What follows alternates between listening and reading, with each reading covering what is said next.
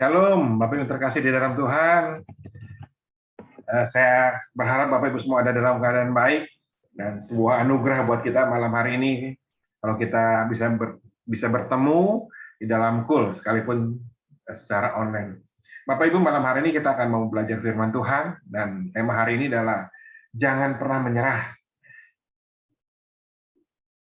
Mari Bapak Ibu yang mau mendengarkan firman Tuhan, sebelum kita masuk dalam firman Tuhan lebih lanjut, kita siapkan hati kita masuk di dalam doa. Bapak, kami mengucap syukur Tuhan, sungguh sebuah anugerah buat hidup kami Bapak. Kalau kami ada hari ini, karena pertolongan Tuhan, malam hari ini juga kami boleh mendengarkan apa yang menjadi pesan Kau lewat firman-Mu Tuhan, biarlah Engkau yang urapi setiap kami Bapak yang mendengarkan firman-Mu, urapi juga hamba-Mu yang menyampaikan isi hati-Mu, agar setiap kami yang mendengarkan, kami boleh dapat diubahkan hidup kami Tuhan, sehingga kami dapat firman yang hidup, yang tumbuh berbuah di dalam hidup kami, sehingga kami boleh semakin serupa, segambar dengan Kristus Bapa. Terima kasih Tuhan. Di dalam nama Tuhan Yesus, kami mau menyambut firman-Mu. Haleluya. Amin. Bapak Ibu yang terkasih di dalam Tuhan, bukan suatu kebetulan. Bapak Ibu, kalau tema kul hari ini, kebetulan nyambung seperti dengan tema kul yang lalu. Ya, tema minggu lalu memiliki fondasi yang kuat. Di mana minggu lalu kita belajar bagaimana sebagai anak-anak Tuhan kita harus memiliki fondasi yang kuat supaya kita dapat bertahan menghadapi tantangan kehidupan yang harus kita hadapi dalam kehidupan kita. Kita kudu punya mata, kudu punya pikiran, punya telinga, dan kudu punya mulut yang benar supaya cara pikir kita, cara pandang kita, bagaimana cara kita mengucapkan berkata-kata yang benar sesuai dengan seperti apa yang Tuhan mau, agar kita dapat melewati setiap tantangan di dalam kehidupan kita. Amin. Di tema kul hari ini kita adalah temanya jangan pernah menyerah. Ya, malam hari ini kita akan dikuatkan kembali. Ya, sekalipun minggu lalu bicara mengenai bagaimana kita harus kuat dalam menghadapi tantangan kehidupan. Hari ini juga kita mau belajar. Judulnya dengan tema jangan pernah menyerah. Karena Tuhan nggak pernah janji ketika kita terima Tuhan sebagai Tuhan dan Juru Selamat, kita bebas dari masalah. Tapi Tuhan yang Tuhan pernah janjikan buat hidup kita, Tuhan akan selalu menyertai hidup kita. Amin. Selain minggu lalu kita belajar kita harus memiliki fondasi yang kuat, kita juga di dalam sebagai anak Tuhan dalam menghadapi tantangan kehidupan, kita juga kudu punya keinginan yang kuat, ya, keinginan yang kuat supaya kita ini untuk tidak menyerah di dalam menghadapi tantangan kehidupan, karena tantangan kehidupan nggak akan pernah berhenti dan semakin lama mungkin akan semakin berat, semakin kuat. Tapi biarlah lewat malam hari ini kita belajar supaya kita boleh menjadi orang yang nggak pernah menyerah menghadapi tantangan kehidupan. Amin. Firman Tuhan di dalam Amsal 18 ayat 14, firman Tuhan bicara seperti ini apa yang dituliskan Salomo, orang yang berhikmat. Ya. Orang yang bersemangat dapat menanggung penderitaannya, tetapi siapa yang akan memulihkan semangat yang patah? Salomo dalam Amsalnya menuliskan, orang yang bersemangat dapat menanggung penderitaannya, tetapi siapa yang akan memulihkan orang yang punya semangat yang patah? Bicara mengenai di dalam realita kehidupan, ya kita bisa lihat setiap orang akan menghadapi masalah. Tetapi orang yang sudah kehilangan semangat, kehilangan motivasi dalam menghadapi persoalan kehidupannya, biasanya akan semakin jatuh. Ya, saya ulangi, setiap orang akan menghadapi masalah. Ya, nggak akan menghadapi masalah. Tapi bagaimana kita menghadapi masalah? Apakah kita tetap bersemangat atau kita menjadi orang yang kehilangan motivasi? Maka itu akan menentukan bagaimana hasilnya. Orang yang semangat, firman Tuhan, dapat menanggung penderitaannya. Tetapi orang yang kehilangan semangatnya biasanya akan seperti orang yang jatuh tertimpa tangga. Ya, orang kita jatuh tertimpa tangga. Karena masalah biasanya nggak akan satu. Masalah akan ketika hari ini kita menghadapi masalah kehidupan, hari besok mungkin akan menghadapi masalah lagi.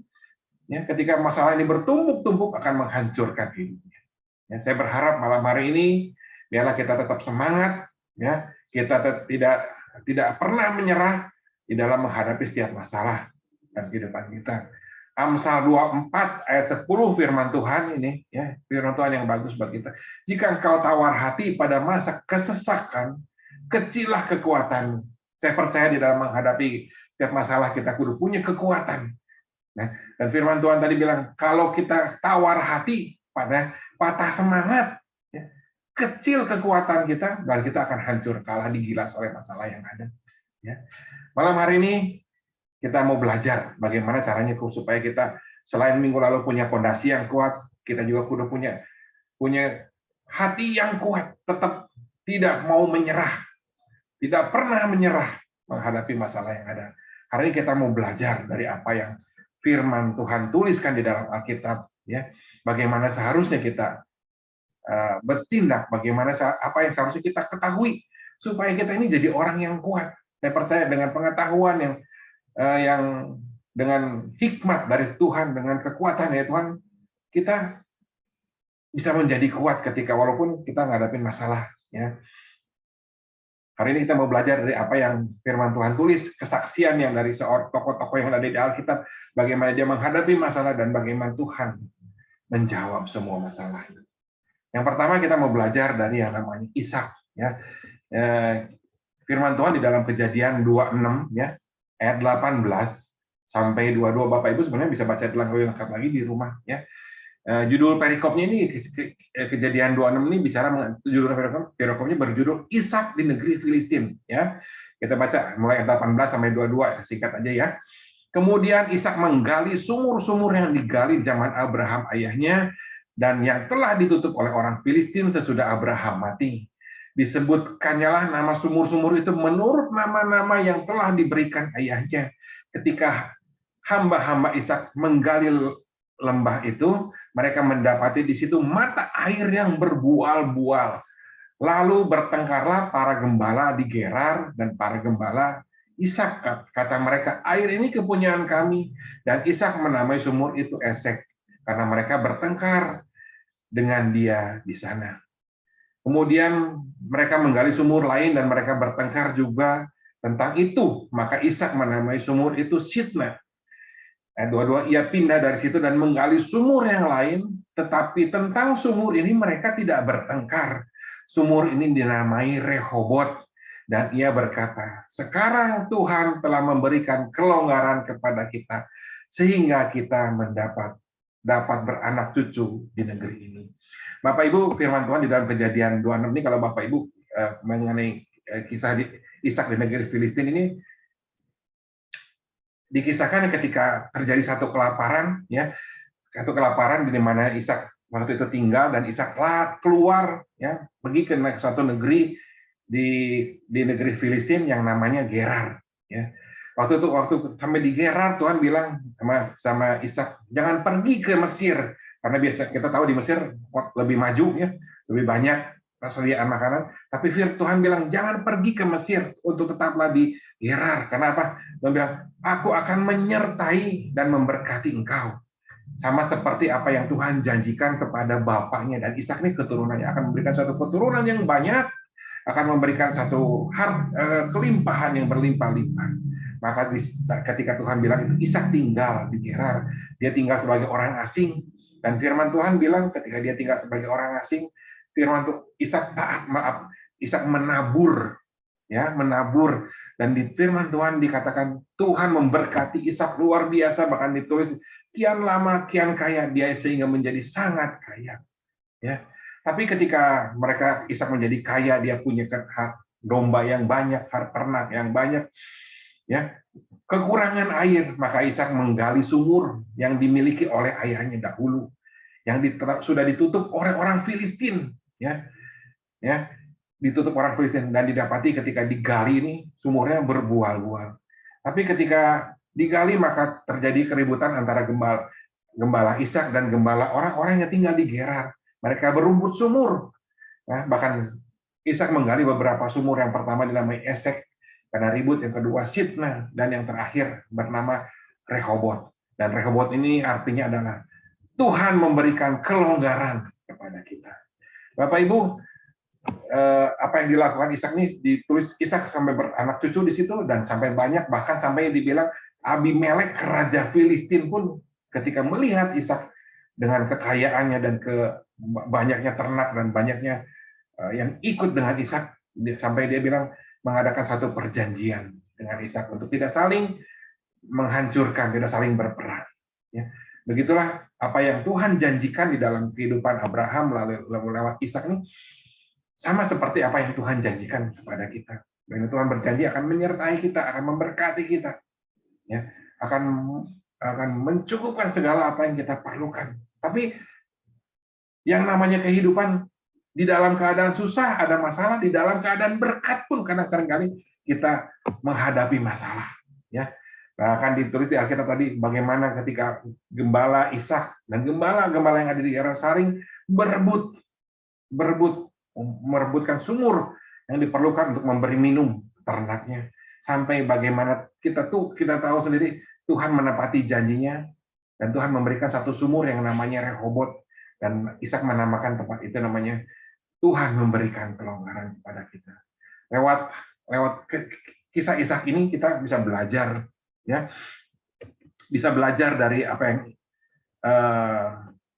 kisah Ishak ini, bahwa apapun masalah kita, ya, dalam kehidupan kita, ketika kita dalam keadaan kurang, ketika kita ada diberkati, masalah itu pasti ada, ya, masalah itu pasti nggak pernah hilang. Apapun yang dalam kehidupan kita, kita harus pasti dalam kehidupan, selama kita hidup di dunia, kita pasti akan menghadapi masalah. Tapi yang luar biasa adalah bagaimana Tuhan akhirnya akan suatu hari Tuhan akan memberikan pertolongannya, akan memberikan Rehobot, memberikan kelonggaran buat kita. Sampai apa? Sampai sama seperti yang Ishak alami, Raja Filistin, di mana Ishak tempat tinggal ini, menghormati dan melihat bagaimana Tuhan memberkati Ishak. Abimelek menghormati Ishak karena dia melihat Tuhan yang hidup di dalam diri Ishak, sehingga dia mengadakan perjanjian untuk tidak saling berperang. Ya, saya percaya bagaimana kemuliaan Tuhan akan dinyatakan dalam kehidupan kita, sekalipun mungkin kita akan dalam menghadapi masalah, entah dalam keadaan baik, kita dalam keadaan berkecukupan atau tidak dalam keadaan berkekurangan, masalah tapi akan tetap ada dalam kehidupan kita. Tapi percayalah, Rehobot, Tuhan akan memberikan kelonggaran kepada kita pada saatnya. Amin. Saya ada satu ingat apa yang ditulis firman Tuhan di dalam Perjanjian Baru, di mana mengenai kisah orang yang lumpuh 38 tahun berbaring di dekat kolam Bethesda yang menunggu airnya bergelombang, dan ketika bergelombang dia bisa turun ke dalam kolam Bethesda dan akan disembuhkan. Ya. Saya nggak akan bicara mengenai bagaimana orang yang lumpuh itu ketemu Tuhan, dan Tuhan tanya, apakah kau mau sembuh? Orang itu nggak jawab mau, tapi orang itu jawab, nggak ada orang yang menurunkan, nggak ada orang yang menurunkan. Saya percaya karena saking lamanya dia 38 tahun, sampai mungkin ada beberapa orang bilang orang ini nggak kenal Tuhan Yesus. Karena orang ini waktu ditanya Tuhan Yesus datang sendiri, dia nggak bilang iya mau, tapi dia nggak ada orang yang menurunkan Tuhan. Tapi apa yang dialami orang-orang yang lumpuh 38 tahun di berbaring di dekat kolam Bethesda ini, akhirnya Tuhan sembuhkan. Ya. Saya percaya bukan satu waktu yang gampang dalam kehidupan kita. 38 tahun. Ya. Tapi Tuhan pasti akan memberikan kelonggaran kepada kita. Rehobot itu akan datang pada kita. Apapun masalah hidup kita, Rehobot pasti akan datang pada kita. Amin. Terus yang kedua, pertama kita belajar dari Ishak. Kedua kita belajar dari Musa, di mana ketika Musa keluar dari Mesir, melarikan diri keluar dari Mesir, dikejar bangsa Israel sampai terpojok. Hanya dia berhadapan diri hanya dengan laut. Bagaimana ketika Tuhan, kita menulis bagaimana Tuhan menyelamatkan bangsa Israel dan menghancurkan bangsa Mesir. Kita baca di Keluaran 13, Keluaran 14 ayat 13, firman Tuhan bilang, tetapi berkatalah Musa kepada bangsa itu, jangan takut, berdirilah tegap dan lihatlah keselamatan Tuhan yang diberikannya pada hari ini kepadamu. Sebab orang Mesir yang kamu lihat hari ini, tidak akan kamu lihat lagi untuk selama-lamanya. Tuhan akan berperang untuk kamu dan kamu akan diam saja. Pada waktu itu Musa terpojok, bangsa Israel bilang, kenapa aku disuruh keluar? Lebih daripada binasa di sini, lebih baik aku kerja di Mesir, walaupun di road, kerja paksa. Ya. Tapi Tuhan berbicara lewat Musa, loh. Tuhan akan berperang untuk kamu. Jangan takut, berdirilah. Lihatlah keselamatan dari Tuhan akan diberikan kepadamu hari ini. Ya. Ada masanya, dan ada masanya kita ngadepin masa yang sulit. Tapi biarlah kita belajar dari Musa juga. Ada masanya Tuhan bukan hanya memberikan kelonggaran buat kita. Tuhan sendiri yang akan berperang buat kita. Kita tahu ya ketika bagaimana Musa bisa melewati laut Teberau ketika dia mengangkat tangannya di atas laut ini. Dan Tuhan menurunkan tangannya, membelah laut sehingga bangsa Israel bisa melewati semua itu, nyebrang, dan ketika sudah nyebrang, bangsa Mesir yang di belakangnya dihancurkan. Tuhan masuk ke dalam laut. Sungguh ini ada sesuatu yang luar biasa buat kehidupan kita, mengingatkan kita firman Tuhan di dalam 1 Korintus 10 ayat 13, ya. Ini firman Tuhan sudah sangat terkenal. Pencobaan-pencobaan yang kamu alami adalah pencobaan yang biasa, yang tidak akan melebihi kekuatan manusia. Sebab Allah itu setia, karena ia tidak akan membiarkan kamu dicobai melampaui kekuatanmu. Pada waktu kamu dicobai, ia akan memberikan kepadamu jalan keluar, sehingga kamu dapat menanggungnya. Ayat 14, karena itu saudara-saudaraku yang terkasih, jauhilah penyembahan berhala. Bapak Ibu, 1 Korintus 10 ayat 13 ini judul perikomnya peringatan atas bangsa Israel, ya. Mengisahkan bagaimana peringatan sebagai suatu perikomnya Israel sebagai satu peringatan. Dan saya percaya firman Tuhan ini jadi jaminan buat kita bahwa pencobaan yang kita alami itu nggak akan melebihi kekuatan manusia. Akan melebihi kekuatan kita. Bahkan di ayat, kalau Bapak Ibu baca di 1 Korintus 10 dari ayat 1, mengisahkan bagaimana Tuhan menolong bangsa Israel. Apa yang ditulis Rasul Paulus pada zaman Korintus, mengisahkan bagaimana Tuhan itu menolong bangsa Israel. Menjadi peringatan buat kita. Bahkan bangsa Israel dibilang sudah dibaptis oleh laut, dibaptis oleh laut dan angin, awan dan laut, ya, sudah melewati. Artinya begini, apa yang sudah terjadi pada bangsa ini jadi peringatan buat kita. Bagaimana Tuhan menolong ketika di dalam keadaan sulit. Tetapi ada satu ayat yang luar biasa di 1 Korintus 10 ayat 14, ya. Pencobaan yang kamu ini 13 ini, pencobaan yang kamu alami, pencobaan yang biasa yang akan melebihi kekuatan. Ayat 14 mengingatkan kepada kita. Karena itu saudara-saudara yang kekasih, jauhilah penyembahan berhala. Ya, malam hari ini kita diingatkan Tuhan akan memberikan kelonggaran buat kita, Rehobot, lewat kejadian apa yang dialami oleh Ishak. Dan Tuhan akan berperang untuk kita lewat apa yang dikejadian oleh Musa. Kalau kita menjauhi berhala, artinya kita menjauhi apa yang menjadi pertolongan Tuhan itu pasti ada. Kalau kita tidak bersungut-sungut seperti bangsa Israel, kita tidak meninggalkan Tuhan, ya, tetap memilih Tuhan, percaya kepada Tuhan, dan meninggalkan berhala itu berarti kita tetap memilih Tuhan untuk tetap tidak berbuat dosa, tetap tidak bersungut-sungut. Karena pencobaan yang kita alami adalah pencobaannya biasa. Amin. Satu ayat terakhir, Filipi 4 ayat 13, nih firman Tuhan yang terkenal. Segala perkara dapat kutanggung di dalam Dia yang memberi kekuatan kepadaku. Bapak Ibu, biarlah lewat firman Tuhan hari ini kita sama-sama diingatkan. Apapun masalah yang kita hadapi, jangan pernah menyerah. Jangan pernah takut. Karena Tuhan akan memberikan kelonggaran kepada kita, akan memberikan kebebasan. Dan Tuhan akan berperang buat kita menghadapi setiap permasalahan yang ada. Ya, bahkan apa yang kita hadapi sebenarnya tidak akan melebihi kekuatan kita. Ketika melebihi kekuatan kita, maka Tuhan akan berperang untuk kita. Amin. Yuk kita tutup dalam doa. Tuhan Yesus, kami bersyukur untuk malam hari ini. Kami berdoa Tuhan, biarlah apa yang kami lakukan hari ini Bapa, di dalam kul hari ini Bapa, apa yang kami dengar, Tuhan Engkau yang beracara terus dalam kehidupan kami, hamba-Mu terbatas, tapi firman Tuhan yang keluar tidak akan pernah terbatas. Biarlah itu bertumbuh di dalam setiap anak-anak-Mu yang mendengarkan, sehingga anak-anak boleh jadi anak-anak yang kuat dalam menghadapi setiap permasalahan. Karena kami tahu Tuhan, Engkau sumber kekuatan kami akan memberikan kelonggaran kepada kami. Engkau sendiri akan berperang dalam menghadapi setiap masalah yang harus kami hadapi Tuhan. Karena pencobaan yang kami alami juga bukan pencobaan yang tidak melebihi kekuatan setiap kami Bapa. Terima kasih Bapa. Berkati setiap jemaat kul yang ada Tuhan. Kalau ada yang sakit Kau sembuhkan dalam nama Tuhan Yesus. Biarlah kesembuhan itu Kau terima di dalam nama Tuhan Yesus.